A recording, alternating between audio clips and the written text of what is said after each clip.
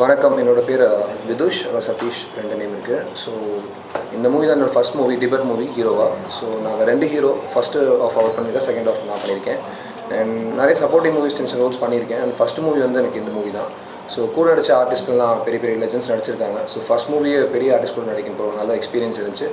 So sir பற்றி சொல்லணும்னா, இந்த மூவி ஸ்டார்டிங்லேருந்தே சார் வந்து ஒவ்வொரு சீனும் வந்து சின்ன சின்ன சீன்ஸ் இருக்கிற சொல்லும்போது சின்ன சொன்னார். பட் எடுக்கும்போது நல்லா பெரிய பெரிய சீன்ஸாக ஒரு சாங் கூட இருக்குது, நீங்கள் பார்த்தீங்கன்னா தெரியும். அந்த சாங் வந்து நாங்கள் கேரளா, இடுக்கி அண்ட் தேனி, பெரியார் டிஸ்ட்ரிக்ட் ஃபுல்லாக எடுத்துருந்தோம். ஸோ பெரிய கம்பெனி படம் மாதிரி ஃபஸ்ட்டே போய் லொக்கேஷன்லாம் பார்த்து உள்ள சேஃப்டி எதுவுமே கிடையாது. சார் அங்கே இறங்கி அங்கே போய் உட்காருங்க அப்படின்னா போய் இறங்கி உட்காரணும். ஸோ இந்த இடத்துல போய் ஷூட் பண்ணுறோம் அப்படின்னா மறுநாள் அந்த ரிஸ்க் எடுத்து வந்துட்டு இறங்கி போய் சப்போஸ் நாங்கள் தவறி விழுந்தால் கூட ஒரு சேஃப்டி கிடையாது. ஆனால் அந்த மாதிரி இடத்துல சாருக்காக வந்து நாங்கள் இறங்கி நிறைய விஷயங்கள் பண்ணோம். பட் ஸ்க்ரீனில் பார்க்கும்போது ஒரு ஹாப்பினஸ், நல்லா நிறைய விஷயங்கள் பண்ணியிருக்கோம் அப்படின்னு ஹாப்பினஸ். ஸோ இந்த கதை பார்த்தீங்கன்னா full and full love based. So first வந்து நார்மல் ஒரு ஃபேமிலி, அதாவது நடுத்தர குடும்பத்துலேருந்து ஒரு பையன் வந்து லவ் பண்ணி அதுக்கப்புறம் வந்து ஃபேமிலி அண்ட் சொசைட்டியில் நடக்கிற விஷயங்கள்லாம் ஃபேஸ் பண்ணி அடல்ட்ஸ் எல்லாம் தாண்டி வந்து கடைசி அம்மா அப்பா வேணாம் வெளியே வந்து அம்மா அப்பா தான் முக்கியன்ற போகிற அளவுக்கு ஃபேமிலி முக்கியம் சொசைட்டியில் அப்படின்றத கடைசியில் வந்து கருவா படத்தில் வச்சுருக்காங்க. ஸோ நிறையா பெரிய பெரிய ஆர்டிஸ்ட் நடிச்சதில் ரொம்ப சந்தோஷம். சாரோட படத்தில் ஃபஸ்ட் படத்தில் எனக்கு ஒரு வாய்ப்பு கொடுத்ததுக்கு சாருக்கும் அந்த என்டையர் டீமுக்கும் ரொம்ப தேங்க்ஸ். வணக்கம், என்னோடய பேர் வந்து சந்தோஷ் சரவணன். எனக்கு வந்து இது 3rd மூவி. ஆல்ரெடி எனக்கு வந்து கால் டாக்ஸி, இது கதையில நிஜம் 2 மூவி ரிலீஸ் ஆகிருக்கு. இந்த படத்தை வந்து ஞான ஆரோக்கியராஜா சார் வந்து எழுதி இயக்கி டைலாக் எல்லாமே இவர் தான் பண்ணியிருக்காரு. நானும் இப்போ தான் ஃபஸ்ட் டைம் இந்த படம் பார்க்குறேன்.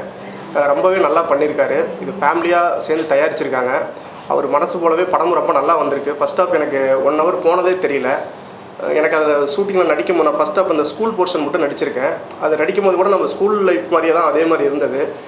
ஏன்னா இந்த மாதிரி லவ்லாம் நம்ம இப்போ கண்டிப்பாக பார்க்கவே முடியாது. இப்போலாம் அந்த 2K கிட்ஸ் அது இதுன்னு போகிறாங்க. இப்போ லெட்டரு, லவ் லெட்டர்லாம் அதில் அழகாக காட்டியிருப்பாங்க. 80s கிட்ஸ் 90s கிட்ஸில் இருந்தது வந்து ஒரு 90% லவ்னா உண்மையாக இருந்தது. ஆனால் இப்போ வந்து ஒரு 10% கூட லவ் அந்த மாதிரி கிடையாது. நிறைய மெசேஜ் பார்த்திங்கன்னா எனக்கு ஒரு அந்த சாங் ஒரு சின்ன போர்ஷன் கொடுத்துருக்காங்க. குடிக்கக்கூடாது, படிக்கிற வயசில் குடிக்கக்கூடாது, படிக்கணும் அப்படிங்கிறது வந்து அந்த பாட்டு எனக்கு கொடுத்தது உண்மையிலேயே ரொம்ப ஹாப்பியாக இருந்தது.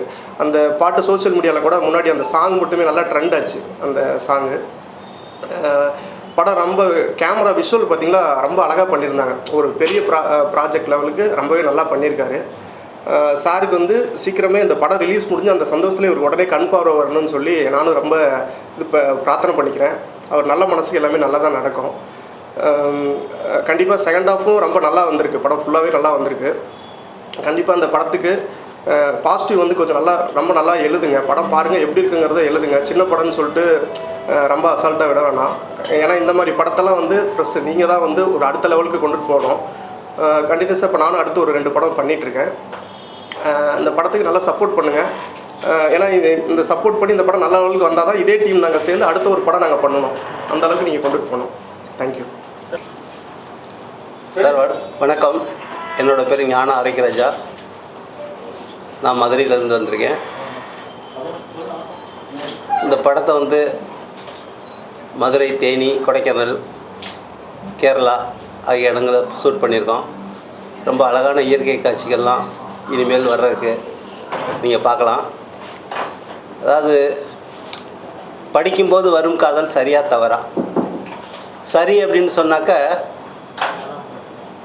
பெற்றோர்களுக்கு பிடிக்காது, தவறுன்னு சொன்னால் மாணவருக்கு பிடிக்காது. ஆனால் 2 பேருக்கும் பிடிக்கிற மாதிரி இந்த கதையை நாங்கள் பார்த்து பண்ணியிருக்கோம். மாணவர்களே டிசைட் பண்ணிட்டோம், காதல் பெருசா படிப்பு பெருசா அப்படின்னு. பெற்றோருக்காக படிப்புக்கு மரியாதை இருந்தாங்க மாணவர்கள், பிள்ளைகளுக்காக காதலுக்கு மரியாதை தருவாங்க பெற்றோர்கள் இனிமேல். அதாவது 20 வயசு வரைக்கும் நமக்கு பிடிச்சதை பிள்ளைகளுக்கு வாங்கி கொடுக்கலாம், அவங்களுக்கு திணிக்கலாம். ஆனால் 20 வயசுக்கு மேலே பிள்ளைகளுக்கு என்ன பிடிக்குதோ அவங்க வாங்கிக்கலாம், அவங்களுக்கு தேவையானதை பெற்றுக்கலாம் அப்படின்னு பெற்றோர்கள் விட்டு கொடுக்கணும் அப்படின்றது அந்த படத்தோட கதை. செகண்ட் ஹாஃப் வந்து ரொம்பவே நல்லா வந்திருக்கும், நல்லா இருக்குது. நீங்கள் பார்த்துருந்தா நல்லா வந்திருக்கும். படம் ரொம்ப நல்லா வந்திருக்கு. பாட்டு அதே மாதிரி ஒவ்வொரு பிரேமையும் செதுக்கிற மாதிரி வச்சுருக்கோம். இந்த வெள்ளக்கட்டி பேரழகி வந்து ரொம்ப அருமையான ஒரு பாடல். கேரளாவில் வந்து அதாவது இந்த மஞ்சுமல் பாய்ஸ் வந்து தமிழ்நாட்டை வந்து கொள்ளையடிச்சிச்சு. அதாவது இந்த நம்ம பாட்டு குணாக்கோகை வந்து புதுப்பிச்சு. ஆனால் நம்ம படம் வந்து இனிமேல் கேரளாவை அழகாக கொள்ளையடிச்சிட்டு வந்திருக்கோம். அந்த அளவுக்கு ரொம்ப நல்லா பண்ணியிருக்கோம். ஏன்னா அதனால் எல்லோரும் சேர்ந்து கொஞ்சம் ஆதரவு கொடுங்க. படத்தோட ஹீரோ சதீஷ் சரவணன் அப்படின்ற 2 பேரும் நல்லா பண்ணியிருக்காங்க. ஃபர்ஸ்ட் ஹாஃபில் ஒருத்தர், செகண்ட் ஹாஃபில் ஒருத்தர். அதே மாதிரி கதாநாயகி வந்து மனிஷா. இந்த கம்பீரம் படத்தில் வந்து சரத்குமாருக்கு மகளாக நடிச்சிருக்கோம். தொலைச்சி போடுவேன் அப்படின்னு ஒரு சின்ன குட்டி பண்ணு வரும், அது இதில் வந்து கதாநாயகியை அறிமுகப்படுத்தியிருக்கோம். அதே மாதிரி காமெடி நடிகர் அப்படின்னு பார்த்தா சிங்கம்புலி, மனோபாலா, தேவதர்ஷினி, முத்துக்காளை, சிசர் மனோகர் அப்படின்னு ஒரு 15 பேருக்கு மேலே இந்த படத்தை வந்து நாங்கள் கொண்டு வந்து நடிக்க வச்சுருக்கன்றத விட ஒவ்வொருத்தரும் அவங்க கேரக்டரை வந்து கரெக்டாக பண்ணியிருக்காங்க. இது வந்து கதையோடு ட்ராவல் பண்ணும், எக்ஸ்ட்ரா ட்ராக் மாதிரி போகாமல் அவங்க பார்ட்டை அவங்க கரெக்டாக பண்ணியிருக்காங்க. ரொம்ப நல்லா பண்ணியிருக்காங்க எல்லாருமே. அதே மாதிரி சாங்ஸ் ரொம்ப நல்லா வந்திருக்கு. கேமராமேன் நல்லா கம்பெனி கொடுத்தாரு. என்னோடய கோ டைரக்டர் ஓஎஸ் மணியன் என் கூடவே இருந்து வலது கை இடது கையாக அவர் எனக்கு சப்போர்ட் பண்ணியிருக்காரு. எல்லாருமே அவங்க ஒர்க்கை கரெக்டாக பண்ணியிருக்காங்க. அதே மாதிரி மியூசிக் டைரக்டர் அரவிந்த் ஸ்ரீராம், நமச்சிவாயா ஓம் நமச்சிவாயா புகழ் பெரிய லெவலில், அதாவது 1 கோடி CD அந்த பாட்டு வித்துச்சு. அவர் தான் நம்ம படத்துக்கு மியூசிக். இணை இசை வந்து மதுரை ஈஸ்வர், கேமராமேன் வந்து ஜோ, எடிட்டர் வந்து சார்ப் ஆனந்த். இவங்கெல்லாம் எனக்கு பெரிய சப்போர்ட் பண்ணி கொடுத்துருக்காங்க. ஒவ்வொரு பிரேமையும் நான் பார்த்து இந்த படத்துக்கு கொண்டு வந்தேன். ஆனால் இப்போ என்னால் பார்க்க முடியல. இனிமேல் நீங்கள் தான் இந்த படத்தோட பார்க்கணும். என்னை வாழ வைக்கிறதும் நீங்கள் தான். அதே மாதிரி மேனேஜர் பழனிசாமி இந்த படத்துக்கு ரொம்ப சப்போர்ட் பண்ணார். PRO கோவிந்தராஜும் எனக்கு சப்போர்ட் பண்ணார். எல்லா ஆர்டிஸ்ட்டும் எனக்கு வந்து சப்போர்ட் பண்ணாங்க. சென்சார் வரைக்கும் எனக்கு பார்வை இருந்துச்சு. சென்சார் முடித்து யூஸ் சர்டிஃபிகேட் கொடுத்தாங்க. எந்திரிச்சு அந்த சென்சார் ஆஃபீஸர் வந்து கை கொடுத்து உங்களுக்கு ஈவன்ட்டார். எதுவுமே சொல்லலை, ஒரு 2 வேர்ட்ஸை மட்டும் சைலண்ட் பண்ணுங்கள், எதையும் கட் பண்ண வேணும்னு சொன்னாங்க. அந்தளவுக்கு இந்த படம் நல்லா வந்திருக்கு. நீங்களும் பாருங்கள், சப்போர்ட் பண்ணுங்கள். உங்களோட ஆதரவு தான் இனிமேல் எனக்கு தேவை. நீங்கள் அதை ஜெயிக்க வச்சிங்கனாக்கா எனக்கு பார்வை வந்ததுக்கு சமமாக இருக்கும். தயவுசெய்து எனக்காக கொஞ்சம் ஹெல்ப் பண்ணுங்கள் ப்ளீஸ்.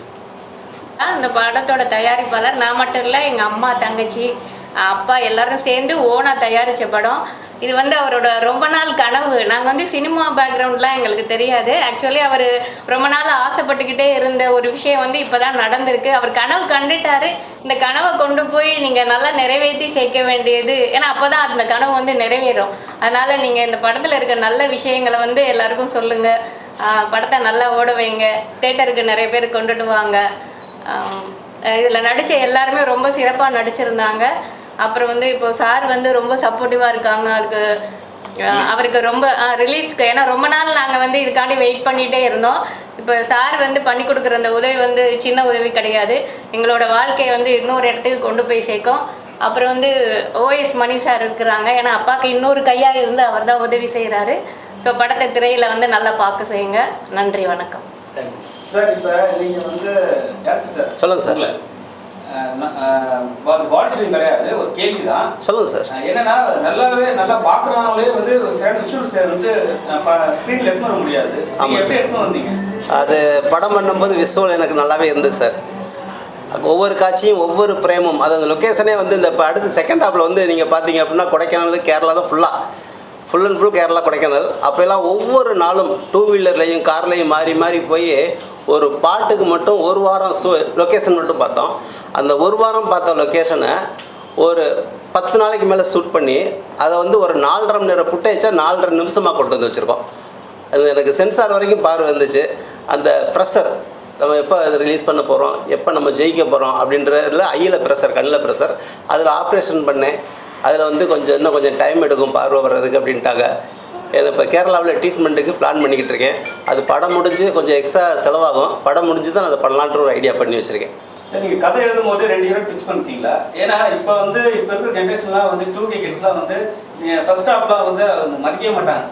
நீங்கள் பார்த்தீங்கன்னா ஆக்சுவலி 2K கிட்ஸை சொல்கிறேன் நான். சொல்லுங்கள் சார். அதுக்கப்புறம் வந்து 80s 90sலாம் இருக்காங்களே, அவங்க ஓகே பார்ப்பாங்க. இப்போ 2K கிட்ஸ்லாம் பார்த்தாங்கன்னா என்ன சொல்லுவாங்க? இப்போ செகண்ட் ஹாஃப் வந்து 2K கிட்ஸ்க்கு பிடிக்கிற மாதிரி இருக்கும் சார். இப்போ அடுத்து செகண்ட் ஹாஃப் வந்து இன்றைக்கி 2K கிட்ஸ் என்ன ரசிக்கிறாங்களோ அதை கொடுத்துருக்கேன் நான். ஃபஸ்ட் ஹாஃப் வந்து 80 90 கிட்ஸு. இப்போ செகண்ட் ஹாஃப் கண்டிப்பாக உங்களுக்கு வந்து இப்போ பிடிக்கிறது பூரா அவங்களுக்கு தான் பிடிக்கும். சரி, இப்போ நீங்கள் படம் பண்ணும்போது நல்லா உங்கள் பார்வை புத்தியில் நல்லா இருக்கும் சார். ஆமாம் சார். ஆனால் வந்து இப்போ நீங்கள் ப்ரெஷரில் ஒரு விஷயம் ஆகிட்டு உங்களுக்கு சொல்லுங்கள் சார். அப்புறம் எப்படி உங்களோட படத்தை மேலும் எடுத்து வந்தீங்க? அதான் சார், அதான் நண்பர்கள், ஏன்னா நண்பர்கள் ஃபோன் மூலமாக எனக்கு ஃபோன் போட்டு தர்றதே என் ஃபேமிலிலேயும் நண்பர்கள் தான் போட்டு தருவாங்க. ஒவ்வொருத்தரையும் நான் வந்து நன்றியோடு நான் ஒவ்வொருத்தரையும் எனக்கு பண்ணி கொடுங்க அப்படின்னு கேட்டுக்கிட்டுருக்கேன். அடுத்த லெவல் போகிறதுக்கு என் ஃப்ரெண்டு என் நண்பர்களை தான் எதிர்பார்த்துட்ருக்கேன். பெண்கள் வீட்டில் வந்து கண்டிப்பாக படக்குனா ஒத்துக்க மாட்டாங்க சரிங்களா? ஏன்னா அவங்க மேக்ஸிமம் வந்து பெண்கள்லாம் வந்து அப்பா கிட்ட என்ன இருக்கோ வாங்கிட்டு போயிடுவாங்க. கண்டிப்பாக உங்கள் வீட்டில் எப்படி சப்போர்ட் பண்ணாங்க? அதாவது சார், அது வந்து சான்றிதழ் வாங்கினது அவங்க தான். ஒரு நொடி கூட முகம் சுளிக்கக்கூடிய சீன் எதுலேயும் இல்லை. நல்ல விஷயங்கள், அதாவது இந்த படத்தில் நிறைய நல்ல, இன்னும் பாதி தான் நீங்கள் பார்த்துருக்கீங்க, மீதத்தை பார்க்கும்போது நிறைய நல்ல விஷயங்கள் வெளியே வரும் அதில். அதாவது இன்றைக்கி வந்து பலாத்காரம் அப்படின்ற ஒன்று இருக்குது. இதில் வந்து ஒரு பிரசிடெண்ட்டோட பையன் ஒரு பொண்ணை கேலி பண்ணுறதுக்காக ஜெயிலில் உள்ளே வச்சுருப்பாங்க. பிரசிடெண்ட் வந்த உடனே அந்த எஸ்ஐ வந்து அவனை வெளியில் விட போவார். நான் என் பையனை கூட்டு பிறக்காவல்ல, இன்றைக்கி கேலி பண்ணியிருக்கான்று நீங்கள் உள்ளே வச்சுருக்கீங்க, வெளியே விட்டிங்கன்னா நாளைக்கு பலாத்காரம் பண்ண என்ன பண்ணுவீங்க, உள்ளே வச்சு நல்லா தண்டனை கொடுத்து அனுப்புங்க அப்படின்னு சொல்கிற அளவுக்கு தான் செய்தி வச்சுருக்கோம். அதே மாதிரி ஆமாம் சார், எந்த சினிமாலையும் அவ்வளோ காட்டுறது இல்லையா சார்?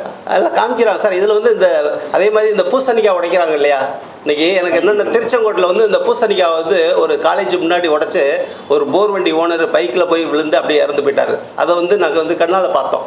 இப்போ இன்றைக்கி வெள்ளிக்கிழமை இந்த கடைகள்லாம் திருஷ்டி சுற்றி பூசணிக்காய் நடு ரோட்டில் போட வைப்பாங்க. அதை கூட வந்து ஒரு மெஜேஸாக தான் சொல்லியிருக்கோம். ஏன் அப்படின்னாக்க அவர் பூசணிக்காய் உடைக்கிறத வந்து ஏன் நடு ரோட்டில் உடைக்கிறீங்க, அதனால வந்து எவ்வளோ தீமைகள் இருக்குன்றதையும் விளக்கியிருக்கோம் அந்த படத்தில். அதே மாதிரி ஹேண்டிகேப்டு பொண்ணுக்கு, அதாவது காதல் வரக்கூடாதா, காக்கா குருவி கூட காதல் வருது, ஏன் ஒரு கால் இல்லாத பொண்ணுக்கு கால் வரக்கூடாதா அப்படின்றத செகண்ட் ஹாப்பில் காமிச்சிருக்கோம். அதே மாதிரி அந்த பொண்ணு ரொம்ப நல்லா பண்ணியிருப்பாங்க. அதே மாதிரி கிளைமாக்ஸில் வந்து வைக்கம் விஜயலட்சுமி ஒரு பாட்டு பாடியிருப்பாங்க. அதில் ஒரு வரி நான் எழுதியிருப்பேன், பார்வையில்லை கண்ணுக்குள் கலராய் கருவிழிகள் அப்படின்றிருக்கேன். ஆனால் எனக்கு இன்றைக்கி பார்வை இல்லை. அந்த பாட்டை எழுதும்போது அது அம்மாட்ட சொல்லிவிட்டு இந்த வரி சேர்க்குறேம்மா கோவிச்சுக்காதீங்க அப்படின்னு சொல்லி தான் எழுதுனேன். அப்போல்லாம் எனக்கு நல்ல பார்வை இருந்துச்சு. ஆனால் இப்போதைக்கு அந்த வரி எழுதுனேன், எனக்கு அந்த பார்வை இல்லை. அது நினைக்கும் போது என்னமோ மனசு கொஞ்சம் நெருடலாக இருக்குது. அது ஒரு 3 வருஷம் இருக்கும் சார். அப்போ வந்து என்ன அப்படின்னா, அந்த அரண்மனையில் வந்து அவர் வந்து விக்கு வைக்காமல் அதே கேர் ஸ்டைலில் பண்ணியிருப்பார். அது கோவை சரலா லவ் பண்ணும்போது ரொம்ப ஓல்டாக தெரிவார். அப்புறம் எப்படி நம்ம எங்கே ஸ்டூடெண்டாக நடிக்க வைக்கணும் அப்படின்னு நினைக்கும்போது அந்த விக்கை மாற்றும் போது யூனிஃபார்ம் போடும்போது கொஞ்சம் சின்ன பையன் மாதிரி ஓரளவுக்கு அவரால் காமிக்க முடிஞ்சது.